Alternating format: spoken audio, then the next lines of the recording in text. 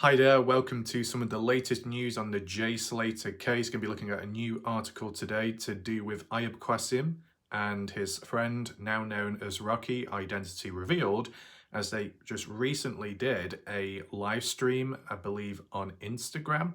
Was it directly to do with Jay Slater or just more so hanging out with one another? Now, they are friends, so hanging out isn't strange, but the timing of it all, when the case is still kind of open, right, because of the GoFundMe's open still, isn't it? Bringing Jay home, that still remains pending, I guess. And of course, when it comes to the skepticism of general public out there who may think that Ayub Qassim and the guy Rocky are involved in some way, the timing of it can lead to people questioning a form of resistance. And that's what appeared to happen in this recent live stream on Instagram, in which they were asked questions by skeptical people in terms of the attitude, behavior, and tone of voice by the two Airbnb guys that invited Jay supposedly over to their place at the time. I mean, got a little bit defensive here and there, had a bit of an attitude problem, didn't seem comfortable answering certain things, or appeared frustrated at times, and maybe rolling their eyes back if you look at the body language, the tone of voice as it changes. But, at the end of the day, what do you expect? Because when you're dealing with a kind of a high-profile case, quite popular, you've been put in the limelight for quite some time. People have been very skeptical of you online, whether you have or haven't done anything wrong, but you do have a past from back then, and like what Jay Slater has as well, you are going to be questioned. So if you're already in the public spotlight, then something bad happens to you or news is attached to you, and you still put yourself out there, you might be questioned, you might get waves of resistance. With Ayub Qassim, he's only become known, and the guy Rocky as well, because of this Jay Slater case. So it's brought in a wider, broader audience suddenly in onto these social media pages. And at the end of the day, the live stream itself, you could argue and say, well, anyone can do it at any point, any time. Should they have done that live stream? In a way, it's probably a good thing that it did happen, because it allows the general public to see a different side to these individuals, or at least hear from the horse's mouth what they've got to say about Jay Slater, etc. And with it being a live stream, people can ask questions of all sorts. Whether they're answered, well, that kind of remains. But this article, what we're taking a look at, taking quotes from the live, read through it, analyze it, see if anything stands out. You, whether you've watched the actual live stream or not, you can leave your thoughts, comments, reactions in the comment section down below under this video, and let me know, did anything stand out to you? Any suspicious behavior, activity from them in that live, and what they said, how they reacted, responded, any forms of deflection, trying to change the subject, any minimization. Sometimes people that are guilty tend to minimize things that may have happened to someone else during an event, etc. But to ultimately get a better idea, we're going to take a look at the article right now. So the article we're reading from is from the Daily Mail. Take in mind, there is a range of other media outlets and newspapers that have done the same thing in covering it, but I found this one to have a bit more information and extra quotes added in, including a knife claim towards Jay Slater, I believe.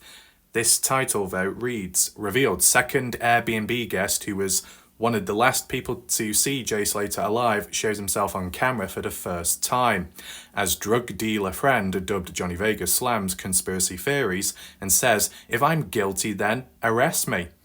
That seems quite confrontational and defensive, that, challenging others out there, but maybe because he believes he's confident in himself, how innocent he really is, but I guess from the outside perspective could differ. This is by Frankie Elliott, 1556, 24th of July, has been updated since, so it'll be interesting to see what has been adjusted. The title tends to focus more on this second Airbnb guest rather than Ayub Qassim, and it was Ayub that said some interesting things in that live, so let's see how this goes. First time on camera, referring to Ayub as... Are they referring to Ayub as the drug dealer? I guess so. Anyway, we've got some photos there. I know there was a comment recently asking, where did Ayub Qassim get his teeth done? I guess that's implying that they're a mess or they're a bit dodgy. I don't know personally. I mean, as for the hairline, different story. But that's not the focus here, right? Importance is It says, the two men who Jay Slater stayed with before he died have spoken on camera for the very first time. But why now? Why not earlier? Has it only been done now because of the news of Jay being found, maybe, to clear the air? I mean, they were released earlier on, weren't they? Here it says, convicted drug dealer Ayub Qassim, nicknamed Johnny Vegas, and his friend Rocky. That's the name. Real name or nickname? I don't know. They showed themselves for the first time on camera, said the teenager died in a tragic accident. The pair were among the last people to see 19-year-old Jay before he went missing on June 17th. I guess the other person that saw Jay before going missing was that woman, something Medina, who was telling him about bus directions and the timing of it, and he ended up walking past her again the wrong way and she didn't say anything. Says that. Although police on Tenerife ruled the duo out of their investigation early on, Qassim told his Instagram followers, if I'm guilty, then arrest me then. What are you on about? When you're telling the truth, you don't slip up. What happens if you convince yourself hard enough that you are telling the truth when you're not? And eventually the pressure gets to you and you could slip up. I have seen other cases where people have appeared very confident in what they say, trying to convince others. Maybe they've already convinced themselves in an unnatural way, and eventually mention one word or one time which doesn't add up, or they've contradicted themselves, slip of the tongue, Freudian slip, who knows? Could reveal something going on in their subconscious mind. Does it apply here though? I don't know personally, but you can let me know what you think down below as well.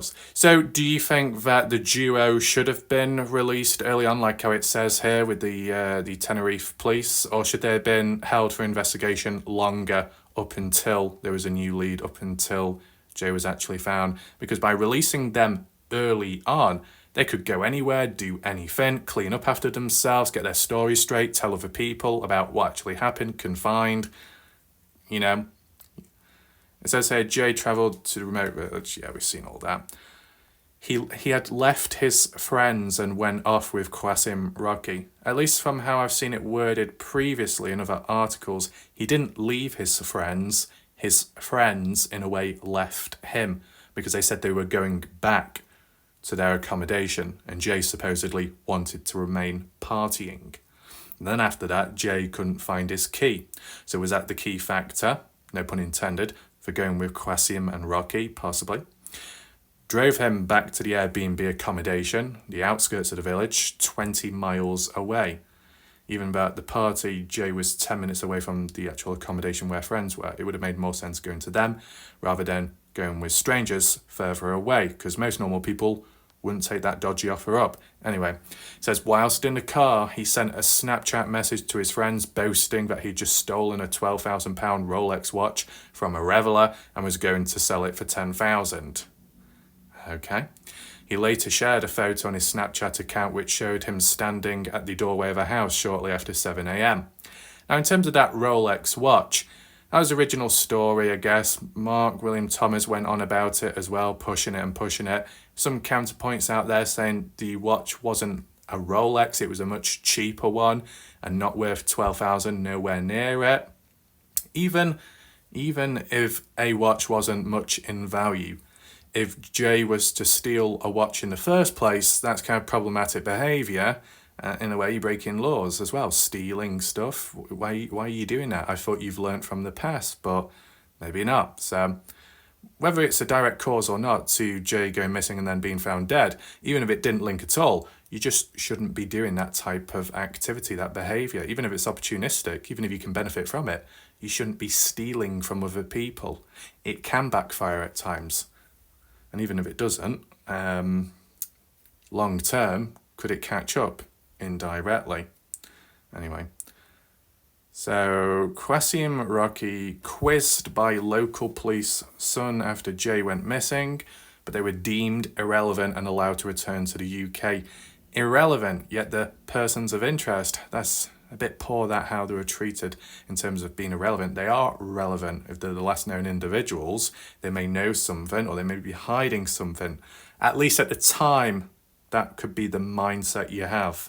But anyway, last night, the two of them took to social media to answer questions about the incident. People were able to pose questions to them about details in the case, such as the missing Rolex, Jay being scared and claims the teenager was carrying 2 knives. Is that so? Where does it say about Instagram? Did I glance over that? Oh, it was probably mentioned a bit further up, wasn't it? Where was it now? I just want to double check, right? Nicknamed, Instagram. Yeah, on Instagram. Is there a difference between Instagram, TikTok, YouTube? I mean, there will be certain features, but at the end of the day, a live stream is a live stream. Real time. People can see you, you can see them in terms of questions and comments on screen in the chat. And doing live streams, very risky. People can see it firsthand, document, archive, screen record. You mess up, you slip up, something embarrassing happens, you incriminate yourself or someone in the background does, you can get in trouble, you can get in sticky situations. So yeah. But let's just get back down. The bit where people were asking questions about the Rolex and Jay being scared, and then claims the teenager was carrying 2 knives. Asked about taking Jay back to the Airbnb, Qassim said, took him home? No. No one took. No one, bro. He invited himself. Think, bro. Use your head. Well, we could definitely use your head, Qassim. You got enough space on for your forehead. He invited himself, but Qassim and Rocky were like, sure, yeah, you can come. Does it really work like that? I thought you'd be thinking, excuse me, do you think you are inviting yourself? You know, we'll decide whether you come or not. But still welcome, though, at the end of the day. But why would Jay invite himself when he's only 10 minutes away from his accommodation? Did he feel like he wanted to invite himself because of the key situation? If he never lost the key, would he have invited himself, supposedly, with these guys to that Airbnb? Weird. Anyway, in quotes, how am I feeling after this? It's mental, mate. It's actually mad. Do you know what I'm saying? It's actually mental, man. Okay. When asked, did you punch him? He replied, no, of course not, mate. What do you reckon happened to him? He had a tragic accident. You know what it's like taking it out that way. The kid didn't have his funeral. Have a bit of respect. But, you know, in terms of his tone of voice, when you look at some of the footage, just get a little bit defensive at times. When asked about the stolen watch, he answered, no one took my watch, bro. Why the beep would I invite someone who took my watch back to mine so they can sleep on the sofa? What are you on about, bro? Don't you help people? Do you know what I'm saying? Not really, because your sentence structuring is absolutely abysmal. But one thing I did notice, where he says, no one took my watch. Why would I invite someone back to mine? Oh, why would you invite Jay to yours? Yeah, just earlier on, you were saying how he invited himself. So either Jay invited himself or you invited him, yet you mentioned both. So, contradicted yourself. Not a good start, is it? What else do we have? Jay had been on holiday with pals. Yeah, we've seen all that. He said, yeah, of course I did. How else would I be around like? We were doing our own things. We weren't out together because I don't listen to that music. It's not my thing. Asked about how Jay was feeling when he left the apartment, Qassim responded, I don't know why he was scared and he ain't here to answer that question. I don't want to say. People could be going through something in their own heads. Who knows? Do you know what I'm saying? So you don't want to say, you don't want to try and explain. Wonder why. Yeah, I offered him a lift back, but obviously when I wake up, because you've got to remember we came back at 6:40 in the morning, and I only slept for an hour before I had to move my car. I remember that. Bro, I'm not driving another half an hour and all of this 1 hour away. Bro, I was in a cupra state zooming the road like it's not an hour away, it's half an hour. Speaking about his drug dealing, Qassim said it was in the past, like they all say. Adding, and everyone's calling me a dealer. I was 19, I'm 30 now. Everyone asking why was he scared. Bro, I don't know why he was scared, bro. Stop asking me, you're asking the wrong guy. But still sounds a little bit defensive. I've got videos on my phone where me and him are videoing Rocky in the car where Rocky's sleeping on the front. We're just laughing at him, you know what I'm saying. So was that video footage passed on to the police, was it? In quotes, he was calm, it was a vibe like we were just bossing jokes. all this scared and all of that is like, what you on about, scared? He was then asked about the watch for a second time, saying, I don't know whose watch went missing, furthermore. What watch is it? Question for you guys, because you're all talking about this watch. What colour is it? What type is it? You tell me. Qassim also claimed the detective guy, Mark William Thomas, told him that Jay had 2 knives on him, claiming that's even more mental, like the guy had 2 knives on him, like we was in danger, let alone, but no one's saying anything about that. I'm not even going to complain about that. I mean, first time I've heard of this. I've not heard Mark William Thomas mention it before in the past. Did he actually say it? Or was it only kept in the background? I wonder. I mean, if it's that bad, why was it not mentioned clearer earlier on? Why was it not voiced out there? If you were released early on, you could have spoken out much early on instead of delaying it that long. They're calling him detective guy, so they don't even know his name. Not much of a report there, or even remembering memorable people, especially in important times in cases with higher ups or people in certain positions. He's saying that Jay Slater had 2 knives on him. Is that true? Well, that's just based off from what they know or what they've experienced. But, at the end of the day, if Jay had 2 knives, why would he be scared then? And at what point did he acquire these supposed knives? And I'll tell you something, and it's not defending Jay Slater, but it's easier to pin it on Jay for having knives, and people may believe in it more than if it was a completely different human who doesn't have a past. Because at the end of the day, when it comes to Jay Slater, Jay does have a past with being involved in a gang, a machete attack on another 17-year-old in 2021, I think it was.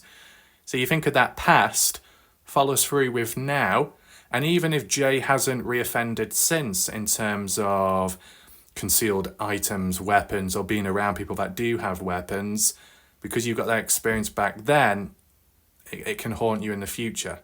It's like if you've shot someone in the past and killed someone, and then you've been released years later, and then in your town, in your area, there is a death of somebody that's been shot with a certain type of gun, people may instantly point the finger at you and assume that you're responsible because you're within the area and you're known for doing it in the past. People will point the blame to those that have offended back then, and you can say it's unfair, but you can't help but be cautious at times, right? Because you're trying to make sense of everything, and what can be linked with the past to the present, people may jump on because it's easier to make sense of and understand. And there's like evidence of, well, it happened back then, so it must have happened again.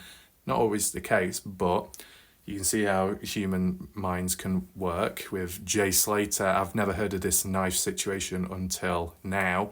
To have 2 knives, why would Jay have them? When did he acquire them, supposedly? Did he acquire them when he felt scared? What type of knives were they? Kitchen knives? Butterfly knives, karambit knives, the typical zombie knives. And with Jay being from the UK, it kind of brings back, well, I don't like using the word because it just sounds a bit sheepish, the language, okay? But I can't think of any other words to put it. But how others could say the stereotypes. You think of the UK nowadays, you think of cowardly behaviour, humans. Tends to be males more so.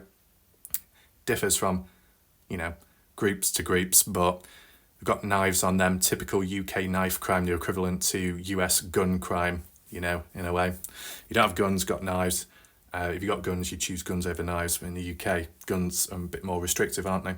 Now, this is in Tenerife, but the person's from the UK, so you could say, oh, but this person fits the stereotype, and they've got a criminal past as well with a machete gang attack, so yeah, I wouldn't be surprised if Jay did have 2 knives on him, based off what a drug dealer or former drug dealer is saying.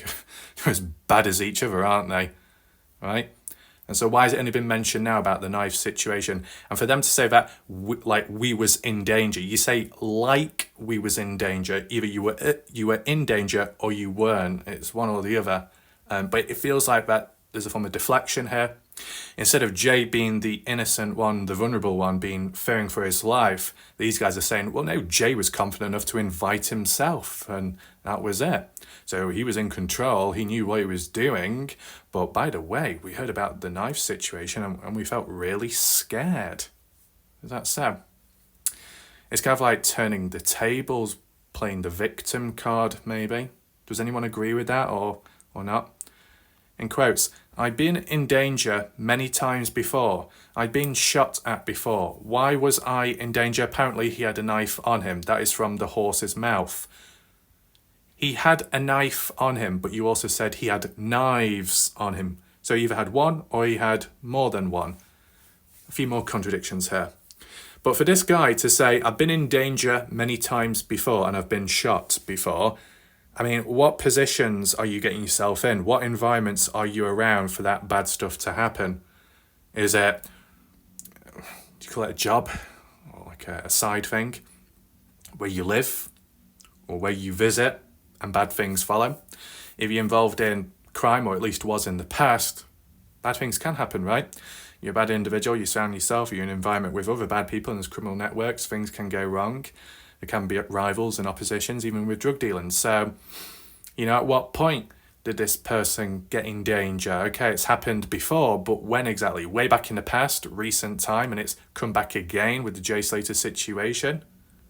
So you got a 19-year-old guy who supposedly has knives on him, then you got Ayub who's 30, and then Rocky, 2 against 1, a 19-year-old, possibly naive individual, and you fear you're in danger, and yet Jay's was also claiming to be in danger as well. Interesting. What else? Right, so we've seen this before, hasn't he? Jay called, yeah, mail online, decided to go back, Juan Lopez, and that appears to be it there. Now, I don't know about you, but during that live stream, more so Ayub himself, you saw him maybe roll his eyes back, seemed a bit frustrated at times with certain questions, especially the repetitive ones. But if you primarily did that live stream to set the record straight and to clear the air, to, you know, make things clear as to what actually happened from your point of view and how you experienced Jay and how he was behaving, whilst yes, it seems like they're turning it onto them being the victim and Jay kind of being a victim as well and tragic circumstances, but by the way, he was armed, and by the way, he may have done this and done that. It's kind of like twisting it in a way, because, you know, we've heard that word used so much in this case, twisting and twisted people. Well, you could argue and say it's here, but this article decides not to mention that. And it's interesting how the article, the title was more focused on the, you know, the friend of Ayub, known as Rocky, and yet most of what was said in the article and the paragraphs and the quotes were mainly from Ayub. So, a bit weird that, how it takes it away from focus, one overshadows the other. But if you're going to do a live stream and on the basis it's done primarily to clear the air about the case, and then you get frustrated whilst people are asking questions, I mean, what do you expect? You shouldn't be complaining. If you initiated that live stream in the first place because of that reason, you shouldn't get angry, you shouldn't get defensive when people ask questions. It's the whole process of how things go, right? If you are minding your own business, doing your own live stream about life in general, or you were just hanging out with a friend and it had nothing to do with Jay Slater, and then people came on in, then yeah, maybe you could get frustrated, and that's more understandable, that. But, you know, still, body language and behaviour is very important, how one responds back to questions. I saw a bit of deflection within this. I want to know what you think about it. What goes from here? What follows on? Does the family look into it? Are they bothered by it? Not seeing a response from them just yet. The GoFundMe, still active. It's, well, over the last few days, it was like going up by 1K a day. I think it's slowed down a bit now, but I mean, it can make sense unless there's another appeal and burst and wave, but we'll see what happens. As for that autopsy, not publicly available yet, even though some people may want to get access to it, but I think it said the public inquiry or public inquest, some investigation, if it does follow on in the future, eventually the autopsy could be revealed publicly, right? And that could be quite helpful to people's knowledge and understanding when trying to learn about the case, or they need full-on proof so it convinces them naturally, but that ain't happening just yet.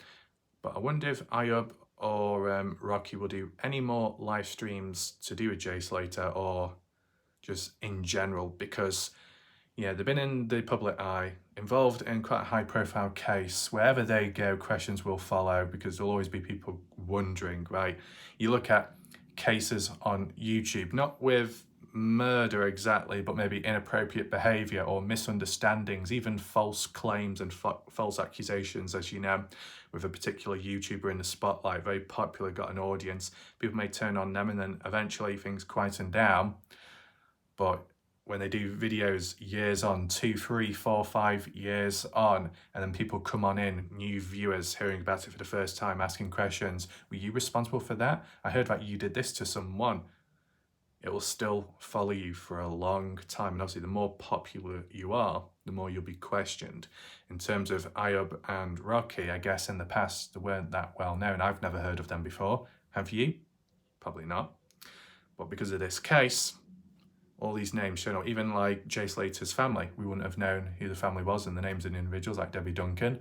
Ever since that GoFundMe and those appeals, we know their names, and you can come up with certain opinions of greediness, right? Is there a key theme or word which summarizes the likes of these two Airbnb guys up? If you had to summarize it in one word, leave it down below, and we'll see what happens next.